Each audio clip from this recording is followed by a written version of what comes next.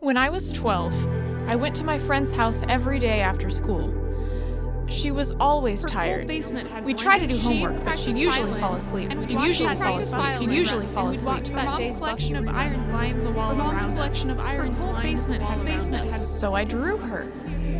Sleeping people sit still, and in the weird piece of basic cable and latchkey suburbia, drawing my friend Sydney was like meditating with a deadline. Could I get it all down before she woke up?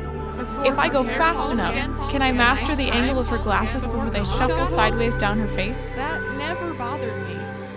I have dozens of drawings like this, of her, of anyone. The girl sitting in front of me in English, her crazy blonde curls spilling all over her polo, that jock's leg weirdly stretched across the aisle. When I found someone who wasn't moving, I was intense, full of furtive staring, hoping to grab enough of them before they noticed me. It wasn't about the who, it was about practice, I thought. I draw from photographs.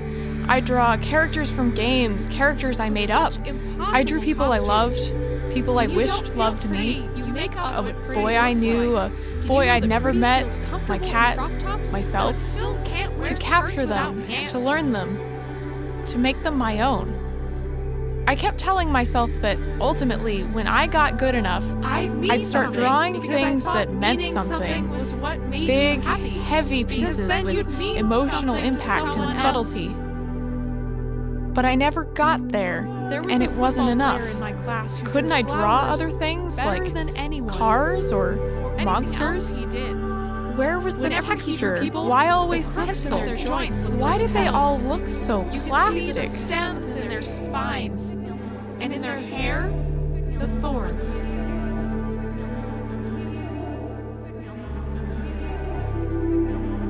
Partway through my senior year of high school, I started to become aware that I was not real. Things passed by me all the time. I was nearly 18, but in much bigger ways, I was still hardly a child. I could not understand why people around me were making terrible choices when all our lives we'd been told not to make them. My eyes were shallow waters that still feared the bottom.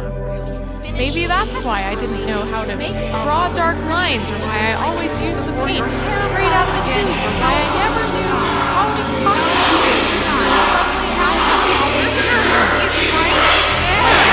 High school are littered with drawings of my hands, lined with pleas for help that I never wanted to share. Just a child, fumbling, I have no one to trust but myself. Unaware of the rules. Perhaps it is better this way.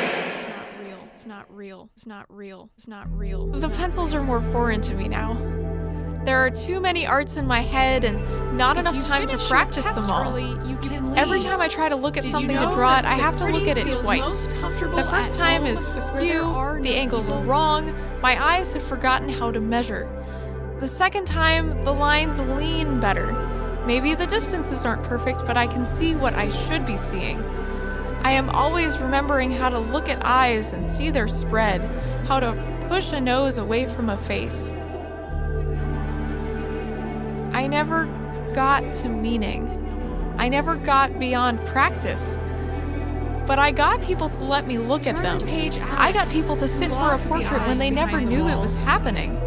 I have a spiral-bound collections of friends and strangers, and the folds of their clothes, and the feelings on their faces, and the curves of their glasses.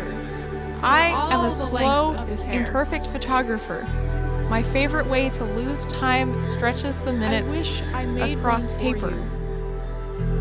I wish you had been around long enough for me to make it.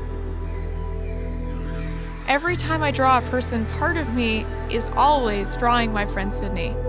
She is still where I left her, asleep sometimes, laughing the rest. And everyone else I draw is in the same place, on a page, somewhere. Not always one that I have, but one that I remember. And I, in the middle of all this, am trying to wring stillness out of some short time, head buzzing with indescribable calculations and just trying to put a pencil to friendship, trying to say, I love you. Please know that. When I don't always know how to use those words.